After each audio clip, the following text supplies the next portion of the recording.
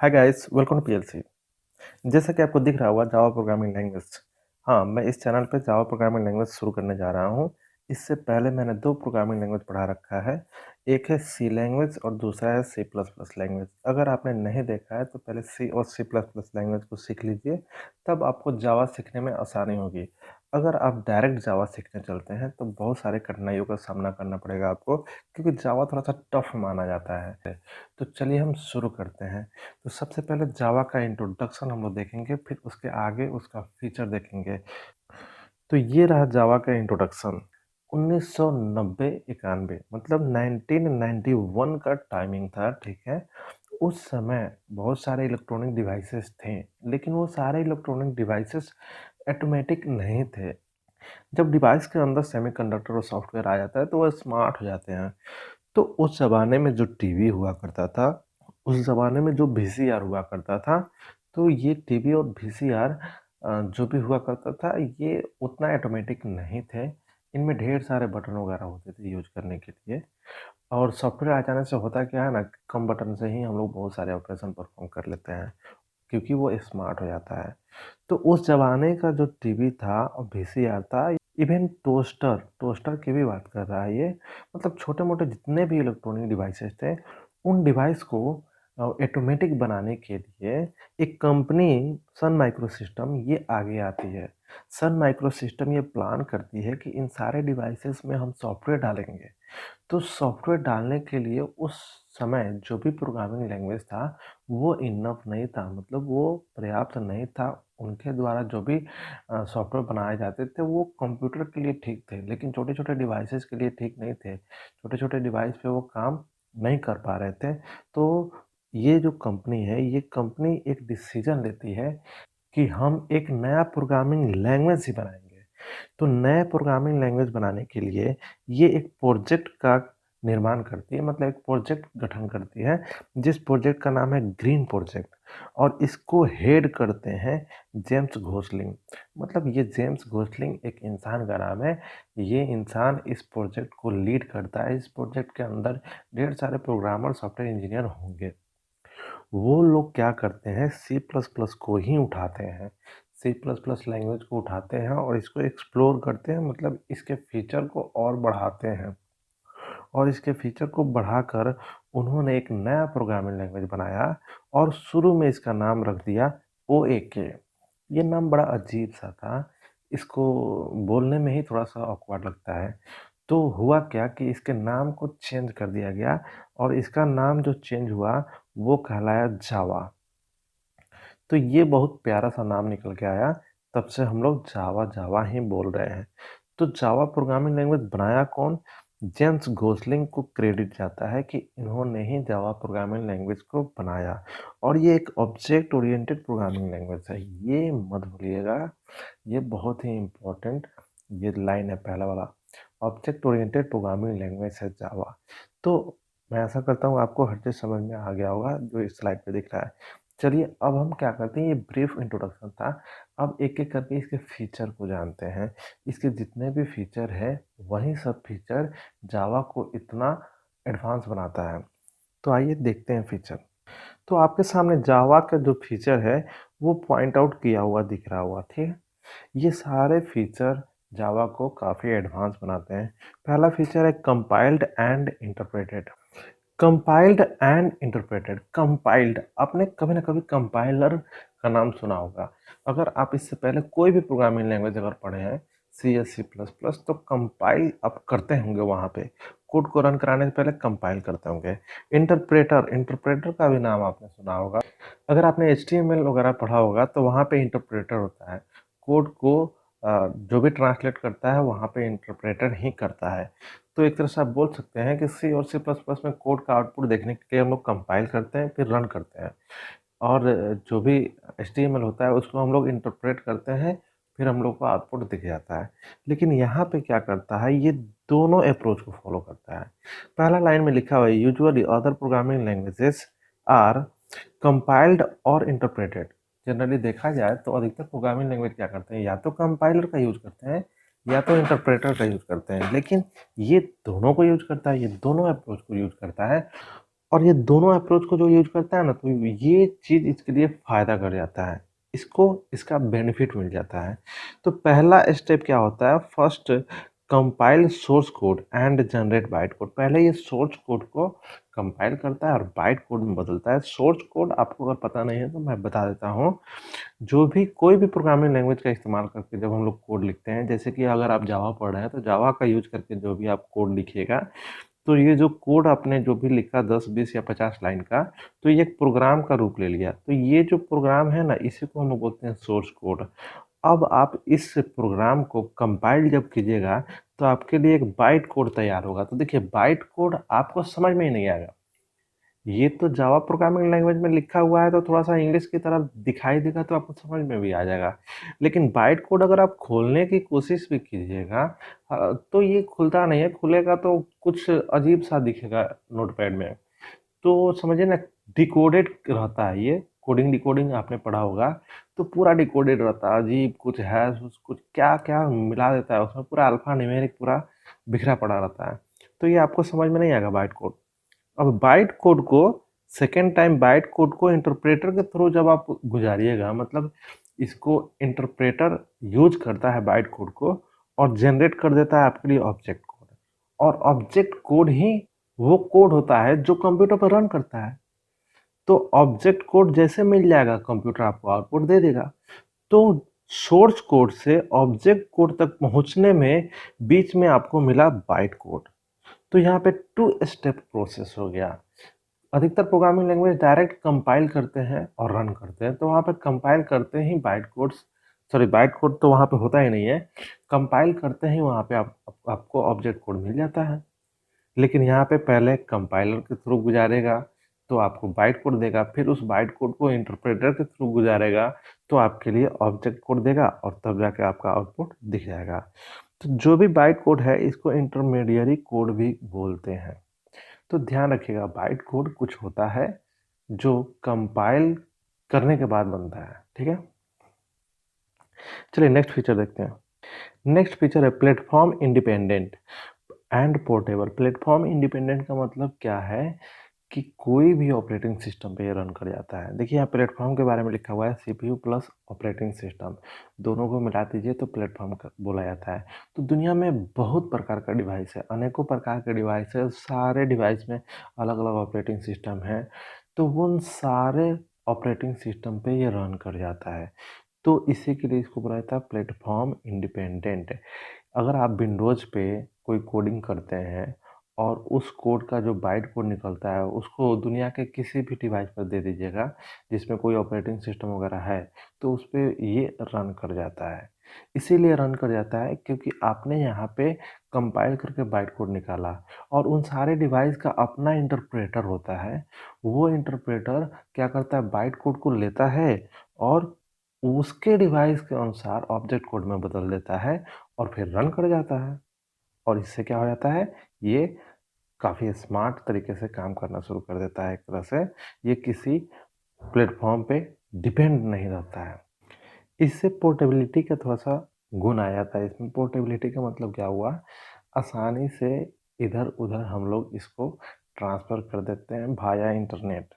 Internet पे ये एक जगह से दूसरे जगह आराम से ट्रैवल करता है और जब चाहे, जहाँ चाहे आप इसको डाउनलोड करके किसी भी डिवाइस पे रन करा सकते।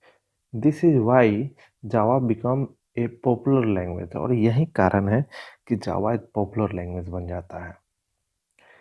It's byte code ensures portability, और बाइट कोड के कारण ही पोर्टेबिलिटी यहाँ आता है। पोर्टेबिलिटी बाइट कोड के कारण आता है, अगर बाइट कोड नहीं होता तो ये पोर्टेबल होता ही नहीं। रोबस्ट एंड सिक्योर, ये जो तीसरा फीचर है ये क्या करता है, ये रोबस्ट मतलब काफ़ी स्ट्रॉन्ग है और सिक्योर काफ़ी सिक्योर भी है। Compile time and run time checking for data types, यहाँ पे डाटा टाइप को कंपाइल टाइम भी चेक किया जाता है और रन टाइम भी चेक किया जाता है। ये चीज़ इसको काफ़ी स्ट्रॉन्ग बना देता है। Exception handling eliminates any risk of crashing the system. देखिए, सिस्टम क्रैश कर जाना, आपने सुना होगा कि हैंग हो गया, मतलब क्या कि आपका सॉफ्टवेयर चल रहा है और चलते चलते क्या हो गया, अचानक से बंद हो गया, टर्मिनेट हो गया। तो ये चीज़ सही नहीं माना जाता है। तो यहाँ पे एक एक्सेप्शन हैंडलिंग करके फीचर पढ़ने को मिलेगा। एक्सेप्शन हैंडलिंग इसी के लिए यहाँ पे दिया गया है कि अगर आप कोई कोडिंग करते हैं, वहाँ पे एक्सेप्शन हैंडलिंग का अगर यूज़ कर लेते हैं, तो अगर कोई ऐसा डाटा है जो एक्सीडेंटली यूज़र कुछ गलत डाटा देता है, तो वो डाटा के वजह से पूरा प्रोग्राम टर्मिनेट ना हो। वो क्या हो जाएगा, कुछ ख़ास कोड होगा जो एग्ज़ीक्यूट नहीं होगा, लेकिन उसके आगे वाला जो कोड होगा वो ज़रूर एग्ज़ीक्यूट करेगा। मतलब आपका प्रोग्राम कहीं से रुकेगा नहीं, चलते रहेगा। तो ये एक्सेप्शन हैंडलिंग देता है ये फ़ीचर। जब हम लोग एक्सेप्शन हैंडलिंग तक पहुँचेंगे, तो वहाँ अच्छे से हम आपको समझा देंगे। फिर क्या कर रहा है, ensure no virus communicate with an applet. Applet एक छोटा-छोटा सॉफ्टवेयर ही होता है। हम लोग जावा का यूज़ करके 2 प्रकार का सॉफ्टवेयर बनाते हैं, एप्लीकेशन सॉफ्टवेयर और एप्लेट। एप्लेट एक छोटा-छोटा सॉफ्टवेयर होता है जो केवल इंटरनेट पे रन करता है, ठीक है? इंटरनेट पे उसको यूज़ किया जाता है।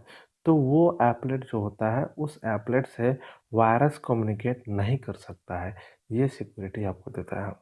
एब्सेंस ऑफ पॉइंटर, यहाँ पे पॉइंटर देखने को नहीं मिलेगा आपको, और ये पॉइंटर नहीं होने से आपको कहीं न कहीं यहाँ सिक्योरिटी मिल जाता है। पॉइंटर क्या करता है, अगर आपने सी प्लस प्लस देखा होगा या सी देखा होगा, तो पॉइंटर एक वेरिएबल ही होता है जिसमें हम लोग क्या करते हैं, मेमोरी लोकेशन मतलब मेमोरी का एड्रेस स्टोर करते हैं। अगर वो एड्रेस किसी के हाथ लग जाए तो वो आपके डाटा को चुरा सकता है, अनऑथराइज्ड एक्सेस हो सकता है। तो ये क्या करता है, यहाँ पे पॉइंटर को हटा देता है, जिससे क्या होता है, अनऑथराइज्ड एक्सेस रुक जाता है, ठीक है? तो ये एक आपको बेनिफिट कर जाता है, ठीक है? चलिए नेक्स्ट फीचर देखते हैं। Object oriented. देखिए, ऑब्जेक्ट ओरिएंटेड प्रोग्रामिंग लैंग्वेज तो है ही, लेकिन जावा ट्रू ऑब्जेक्ट ओरिएंटेड लैंग्वेज है। ट्रू का मतलब है यहाँ पे हर चीज़ क्लास एंड ऑब्जेक्ट का ही हिस्सा होता है। यहाँ तक कि अगर मेन फंक्शन भी आप लिखते हैं, तो वो क्लास के अंदर ही लिखना पड़ता है। Almost everything in Java is an object. यहाँ हर चीज़ ऑब्जेक्ट ही होता है, तो आप बोल सकते हैं यहाँ जो भी होता है क्लास एंड ऑब्जेक्ट का ही हिस्सा होता है। Extensive set of classes arranged in packages. यहाँ पे ढेर सारे क्लासेस आपको प्रोवाइड किया गया है, मतलब प्री डिफाइंड क्लासेस जिसको आप लाइब्रेरी क्लासेस भी बोल सकते हैं। और वो सारे क्लासेस अरेंज्ड वे में, मतलब ऑर्गेनाइज वे में पैकेज में रखा हुआ है। बस आपको थोड़ा सा नॉलेज होना चाहिए कौन से पैकेज में कौन सा क्लास है, फिर आप उस चीज़ को एक्सेस कर सकते हैं। Easy to extend this classes through inheritance. जब आप उस क्लास को यूज करने की कोशिश कीजिएगा, तो बस आपको थोड़ा सा इनहेरिटेंस करना होगा। इनहेरिटेंस का नॉलेज अगर आपको नहीं है, तो जब आप इनहेरिटेंस पढ़िएगा, यहाँ पे हम इनहेरिटेंस पढ़ाएंगे, एक पूरा पूरा चैप्टर है, तो वहाँ पे बताएंगे कि कैसे क्लासेस को यूज करते हैं, रीयूज करते हैं इनहेरिटेंस के द्वारा। ठीक है, तो ये फोर्थ फीचर है। चलिए नेक्स्ट फीचर देखते हैं। Familiar code. देखिए, फैमिलियर कोड कहने का मतलब है कि यहाँ कोड जो भी देखिएगा आप, वो लगेगा कि फैमिलियर है, मतलब कहीं ना कहीं आप इससे मिल चुके हैं। तो ये उन लोगों के लिए है जो ऑलरेडी सी और सी प्लस प्लस पढ़ चुके हैं। अगर आपने सी और सी प्लस प्लस नहीं पढ़ा है, तो कहीं से आपको फैमिलियर कोड नहीं लगेगा ये। इसी के लिए मैंने शुरू में ही रिकमेंड कर दिया था, तो कि आप ज़रूर सी प्लस प्लस कम से कम पढ़ लीजिए। तो ये क्या है, फैमिलियर कोड। सी और सी प्लस प्लस में जितने भी कंट्रोल स्ट्रक्चर हैं, जैसे कि if, else, nested if, loop, ये सब आपको यहाँ देखने को मिल जाएगा। वेरिएबल डिक्लेरेशन ठीक उसी तरह से होता है, फंक्शन वगैरह पे बनाइएगा तो ठीक उसी तरह से बनाइएगा। तो ये चीज़ थोड़ा-सा आपको यहाँ पे बेनिफिट कर जाता है कि आपके लिए थोड़ा-सा लगता है कि कोड फ़ैमिलियर है। चलिए नेक्स्ट फीचर देखते हैं। नेक्स्ट फीचर है multi threaded and interactive. Multi threaded, देखिए मल्टी थ्रेडिंग का कॉन्सेप्ट यहाँ पे पढ़ना है। मल्टी थ्रेडिंग ही है जिससे आपका सिस्टम मल्टीटास्किंग बन पाता है। मल्टीटास्किंग का मतलब क्या होता है, एट ए टाइम्स एक समय पे कई सारे टास्क परफॉर्म करना। तो हैंडलिंग मल्टीपल टास्क साइमल्टेनियसली, यही कहलाता है मल्टीटास्किंग। और मल्टीटास्किंग मल्टी थ्रेडेड की वजह से ही आता है। Multiple code module run simultaneously. जब मल्टी थ्रेडिंग आप कीजिएगा अपने प्रोग्राम को, तो वहाँ पे मल्टीपल कोड मॉड्यूल्स, मतलब मॉड्यूल्स का मतलब आप ये लगा लीजिए कि बहुत सारे फंक्शंस एट ए टाइम रन करते हुए मिलेंगे आपको, जब आप मल्टी थ्रेडिंग यूज़ कीजिएगा। तो आप लाइव देख लीजिएगा जब मल्टी थ्रेडिंग हम आपको पढ़ाएँगे। दिस फीचर इम्प्रूव्स परफॉर्मेंस, और परफॉर्मेंस तो बढ़ ही जाएगा अगर इस तरह कोई फीचर मिल जाए तो। Makes possible for interactive graphical interface जो बनता है ना, उसमें मल्टी थ्रेडिंग का खूब इस्तेमाल किया जाता है, ताकि वो इंटरैक्टिव हो जाए। इंटरैक्टिव का मतलब होता है काफ़ी मज़ेदार बना देता है आपके लिए। चलिए नेक्स्ट फीचर देखते हैं। हाई परफॉर्मेंस का मतलब क्या है? यहाँ पे कंपैरिज़न आपको सी और सी प्लस प्लस से कर रहा है, तो अगर सी और सी प्लस प्लस से कंपैरिज़न कीजिएगा, तो इसका कोड काफ़ी स्पीड में रन करता है। सी और सी प्लस प्लस के मुकाबले थोड़ा-सा फास्ट रन करता है।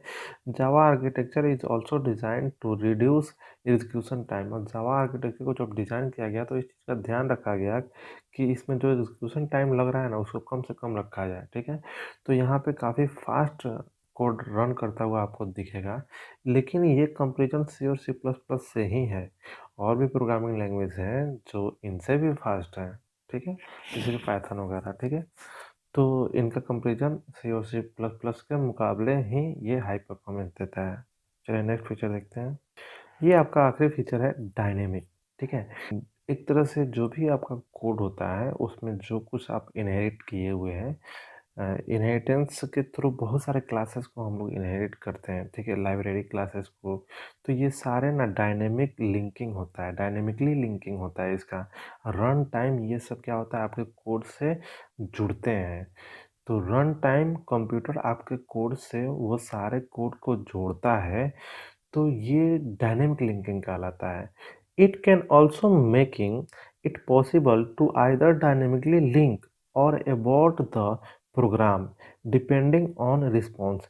यूजर के रिस्पॉन्स पे ये काम परफॉर्म होता है। अगर यूजर कुछ ऐसा इनपुट दे देता है जिससे कि डायनेमिकली लिंकिंग करना है, तो लिंकिंग हो जाएगा। लेकिन यूजर कुछ ऐसा रिस्पॉन्स दे देता है, कुछ ऐसा इनपुट दे देता है जिससे कि डायनेमिकली लिंकिंग नहीं करना है, मतलब उस समय कुछ लिंकिंग करना है, कुछ छोड़ना है, तो छोड़ा भी जाता है। ऐसा नहीं कि केवल लिंकिंग ही किया जाता है। मतलब एक तरह से रन टाइम ही डिसाइड किया जाए कि क्या करना है, क्या नहीं करना है, वही डायनेमिक कहलाता है, ठीक है? चलिए, ये रहा आपका 8 का आठों का आठों फीचर, ठीक है? मैं आशा करता हूँ कि आपको सारे फीचर समझ में आ गया होगा। मैं इस वीडियो में आपके लिए जावा का एक ब्रीफ इंट्रोडक्शन दिया, और जो भी फीचर है 7-8 उसको मैंने कवर किया। नेक्स्ट जो वीडियो है उसमें मैं आपके लिए जावा का प्रोग्राम रन करा कर दिखाऊँगा, और प्रोग्राम में जितने भी कोड लिखे हुए होंगे, लगभग उन सारे कोड को मैं एक्सप्लेन करने की कोशिश करूँगा, ठीक है? तो नेक्स्ट वीडियो ज़रूर देखिएगा। मिलते हैं नेक्स्ट वीडियो में, तब तक के लिए बाय बाय, थैंक यू।